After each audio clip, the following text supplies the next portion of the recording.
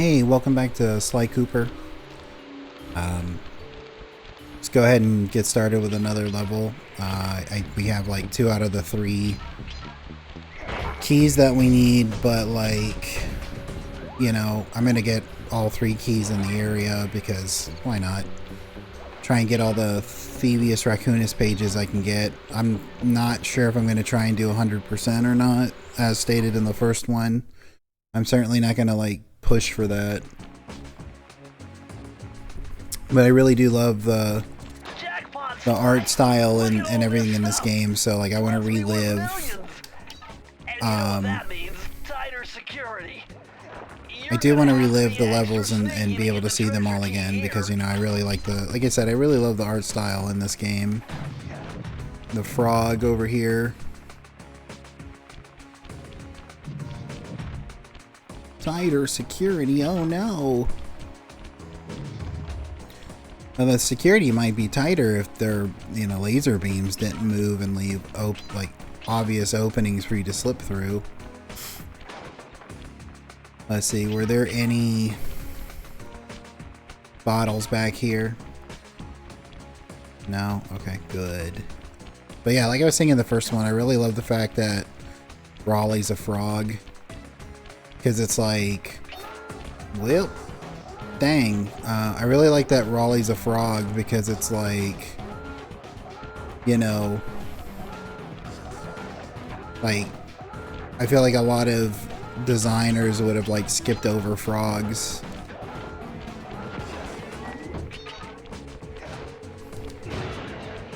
So the safe is right there. So is this going to be one of those kind of levels where it's like everything is either just really quick to find or it's all contained to this little area? Because like it would be kind of a bummer if like it made it a pain in the butt to come all the way back, you know?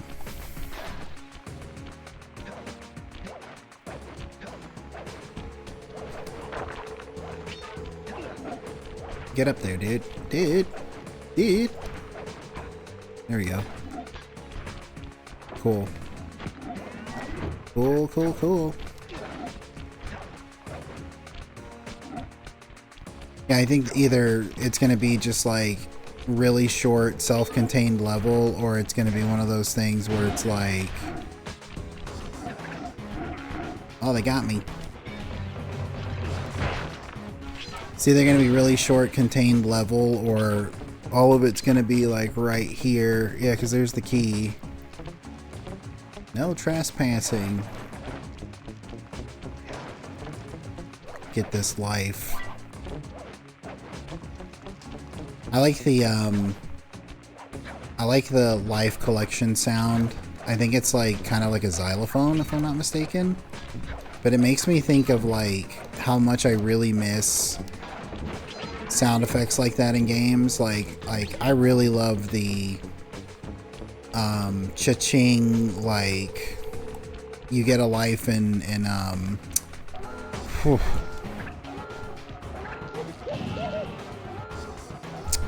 Wow. I really like the you collect a life in Crash Bandicoot with like the cha-ching sound. Like I love that. It's so funny. It fits that game really well too.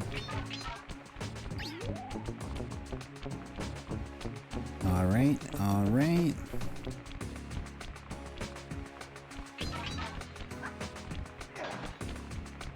Cool. Nice.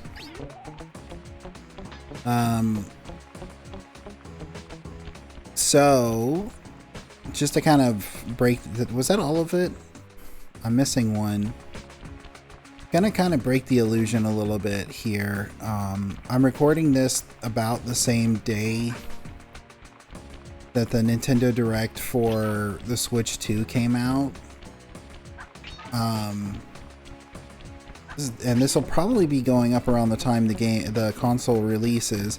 I'm kind of interested to see how it does, because like I watched the Nintendo Direct for Switch 2 and I was just not impressed with it at all.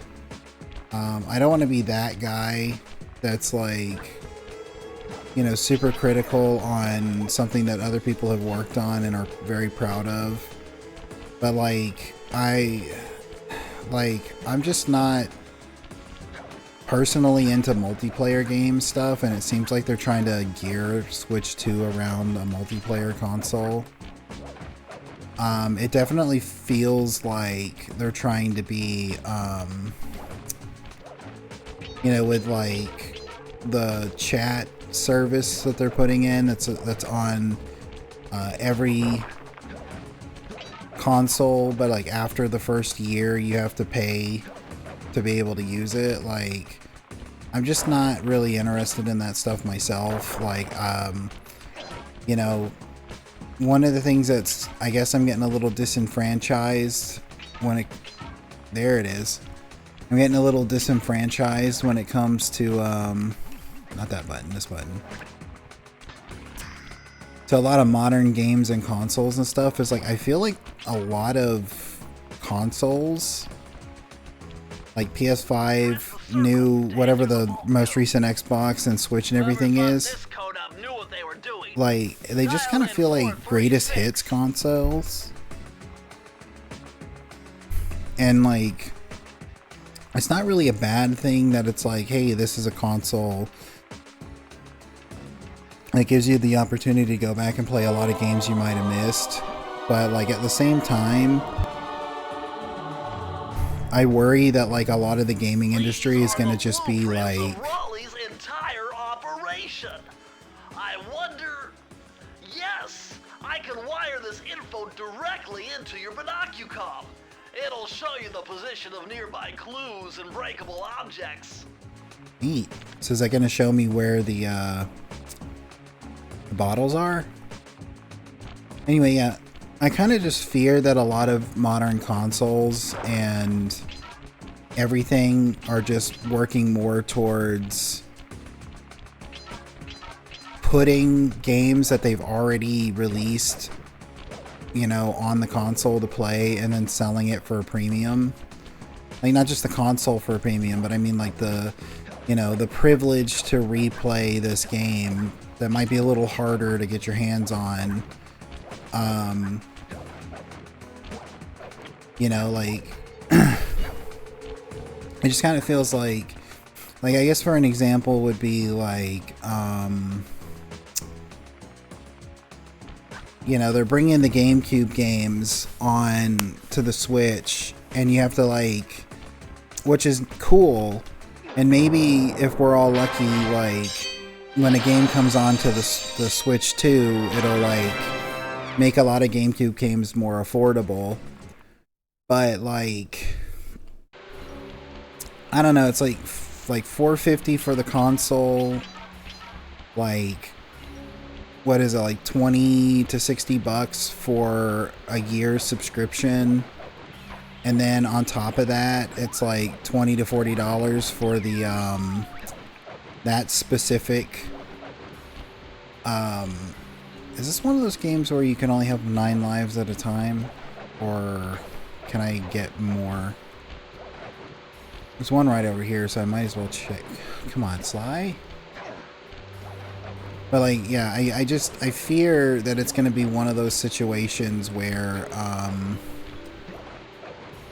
you know, they're just going to try and milk it for all it's worth to play on nostalgia, and like, eventually, like, we're not going to have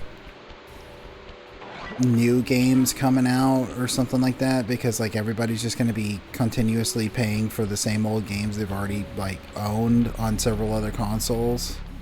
Sly, see that machine wheel? Yeah. If my knowledge of mechanical engineering serves me right, applying significant rotational torque to achieve maximum velocity will yield a positive result. You mean something good might happen if I can get the wheel to spin fast enough? Isn't that what I just said? Pretty much.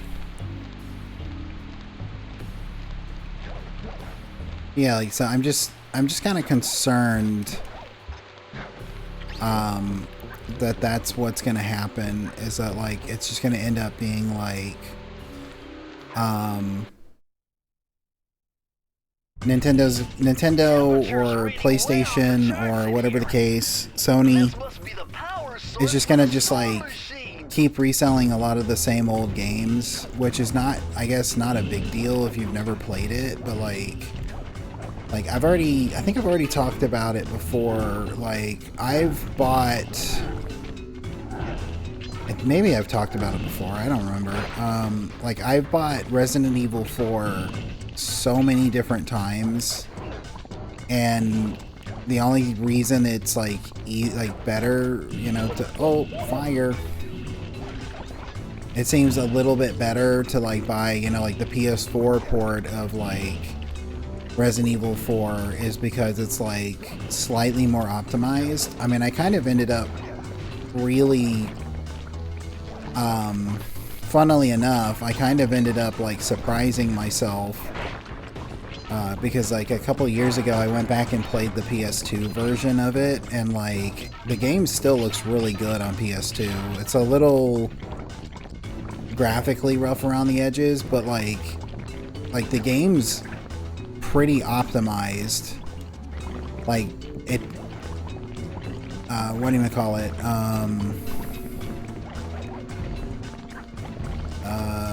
Cutscenes were like, or not cutscenes, loading times were like really short. Like I was surprised because I was like, oh well, you know, loading times on the PS2 sometimes were like ridiculous, but no, I mean it was really quick. Which was like, which is kind of like, you know, what is really being optimized here, because it plays just as well, if not better, than on the actual like HD edition, and maybe the graphics look a little bit better, but there's something about the crunchiness of the PS2 that's like so satisfying to look at for me. I don't know what it is, but like, you know, I'm certainly not saying, you know, I'm not someone who's against I guess I had to jump over there. I'm definitely not against there being easier ways to play games of yesteryears, you know, but I don't know, I feel like there's a little bit of something lost when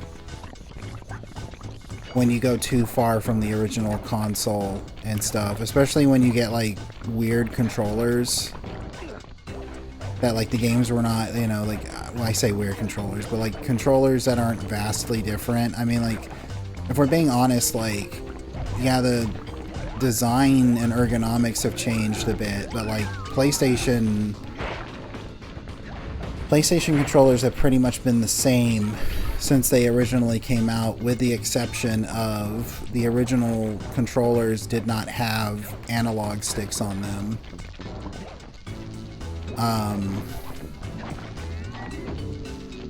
This might be one of those levels you're supposed to get everything and then enter back in after you finished it, because the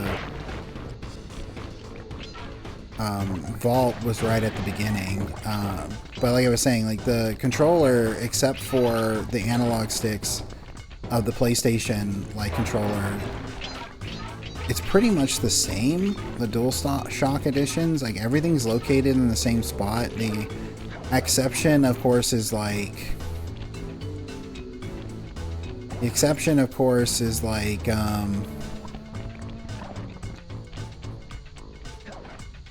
that PlayStation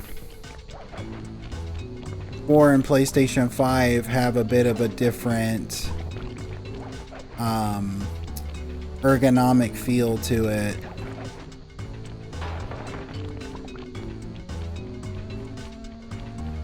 So like they do feel a little differently ergonomically, and like the DualShock controllers, the analog sticks definitely feel more stable now. I don't know how to explain it. Like I really like the way the PS2 feels. Like PS2 is my favorite console. And I kind of feel like, even though, you know, some games, like graphic wise, and some games what you can do have gotten like better, Like, I wouldn't argue against innovation, and I wouldn't argue against the fact that, like, in a lot of games you can do more. Oh, come on, dude. You didn't have to throw me all the way out. Like, I wouldn't argue against that at all. But I do kind of feel like PlayStation 2 was really the golden age of gaming. Like, in between the Super Nintendo through maybe PlayStation 2, original Xbox, GameCube era. That's probably...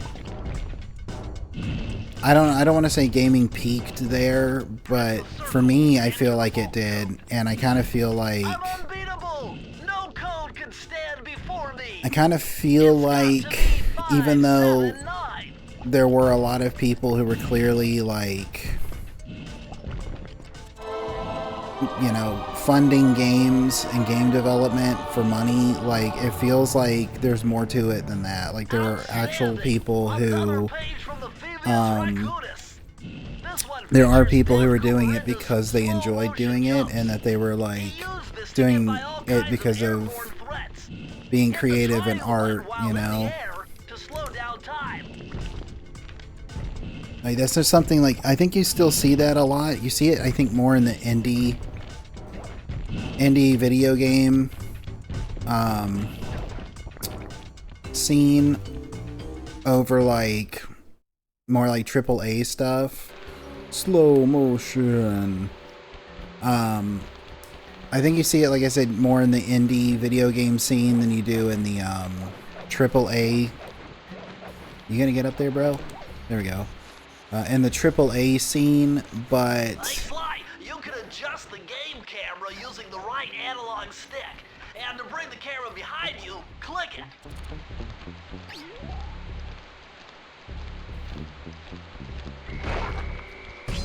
But, like I was saying, like...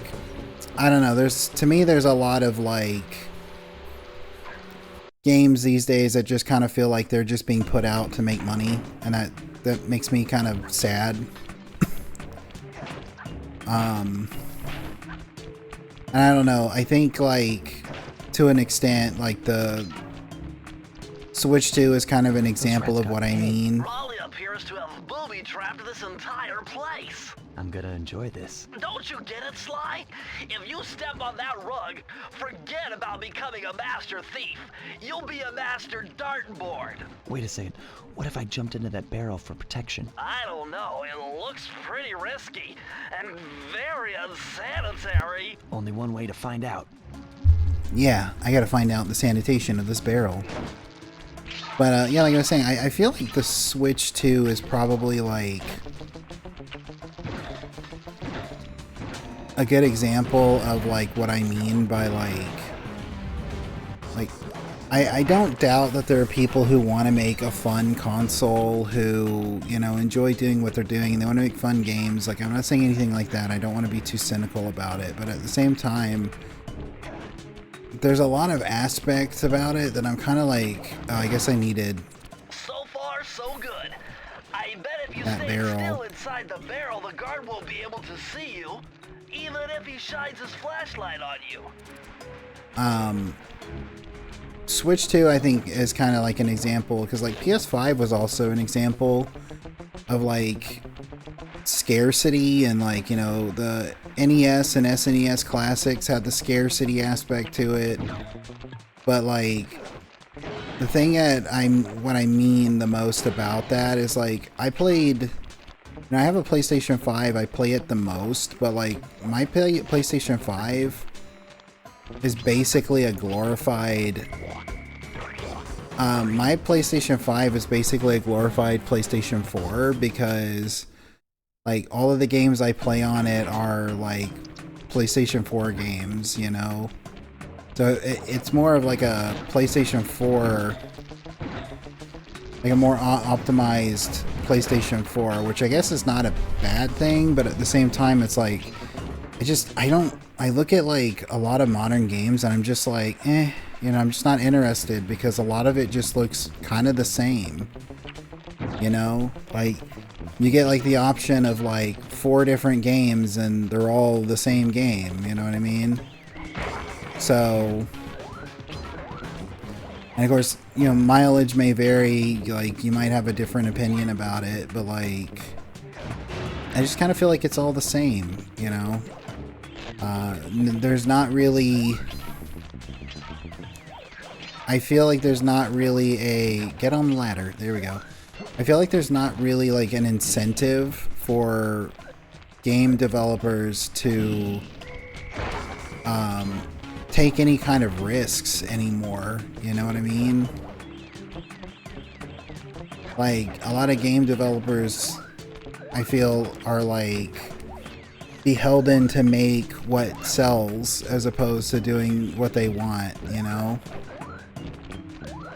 And, it makes me think of a video I watched earlier where somebody was talking about this. They were talking about, not specifically games and game design, but they were talking about, like, art and artists, and how, like, through history, like, most artists had to, you know, rely on, like, a patron, or they had to rely on, like, the church, or rely on, like, the king, or, you know, something like that to fund being artists, you know, like, to do the job of being an artist. Like, they had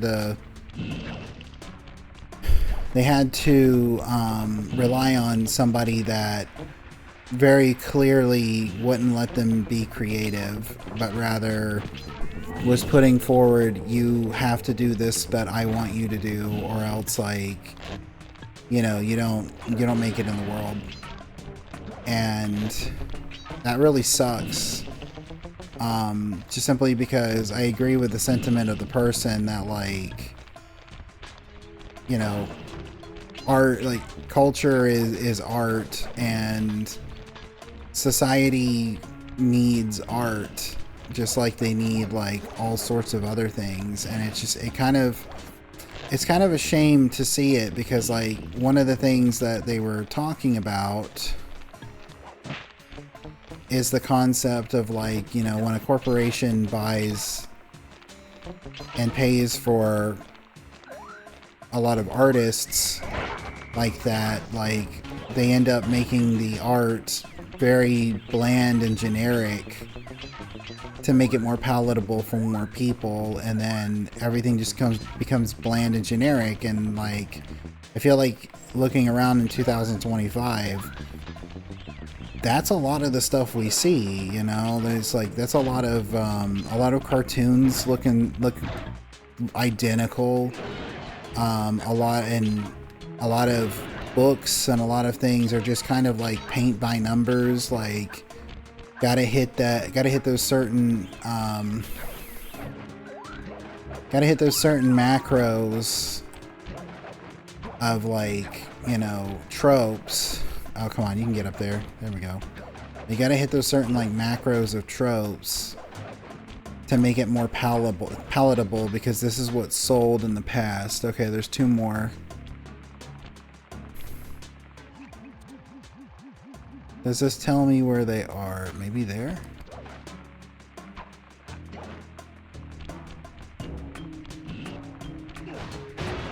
There we go. Again, this is stuff that has guaranteed sold in the past. So it's more about making money than it is, like, making something that inspires people and everything like that. And I just kind of find it kind of sad, you know? The answer was simple. Dial in 242. And I guess I'll oh, 242. What am I thinking? I guess I'll finish this whole thing with it just being like, you know, I'm not really excited for the PlayStation, for the Switch 2. Interesting. Chris Cooper's And dive collection technique. This move is an extension of the dive move you already know. okay. Just jump and hit the triangle button near breakable objects for some fast braking, fast collecting action. But anyway, like, I was saying, like, I'm not excited for Switch 2. I don't want to rain on anybody else's parade. Like, if you are excited about it and you want to buy it and you want to play it, like, I'm very happy for you. Like, I'm rooting for you. I hope you can do it, and I hope it's everything you hope it to be. But I'm just not personally... Is that the Venus de Milo? Yeah, I think so. I'm just not excited about it, and when I think of something like PlayStation 6, I'm not excited about that either. I made a tweet on X earlier today, so once again, breaking the illusion. I made a tweet on X earlier about, like, this very thing of, like, I'm not really excited, like, what's kind of making me... I guess the older I get, the more I realize that, like, I would rather just buy games and play games that, like, either I used to have but I no longer have and I want to go back and play, or I would rather... Okay, I guess I can go more than 9. Or I would rather play... games I've never played before and just spend the money on getting those games instead of, like, spending the money on you know, a new console or a new game. Like, I'm just not even that excited about anything that's in development, because to me, I kind of look at it and I'm kind of just like, it all kind of looks the same, but maybe I'm just not looking. Astonishing! All my calculations led me to believe you had failed to knock out that generator. Never was good at math. Well, here's a real test for you. But I found a way out to Raleigh's hideout, but unfortunately, it is doomed to failure. I kind of just feel like... Tell me I have to shoot myself out of that cannon. I'm afraid that's the only way. Now you're talking. You're really scaring me, man. Anyway, to get inside that thing, you Yeah. had to steal all 7 of Raleigh's treasure keys. Okay, well, I've got 5, so 2 more to go then. Hollow what's-its? You mean my holographic markers?